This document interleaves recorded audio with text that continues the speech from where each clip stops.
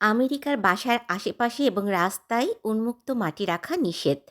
অবশ্যই মাটিগুলো ঘাস দিয়ে ঢেকে দিতে হবে, অর্থাৎ ঘাস লাগানো বাধ্যতামূলক। আবার শুধু ঘাস লাগালেই হবে না, ঘাসগুলোকে আবার নির্দিষ্ট সাইজে কেটে রাখতে হবে, তা না হলে হোম ওনারদের ফাইন হবে।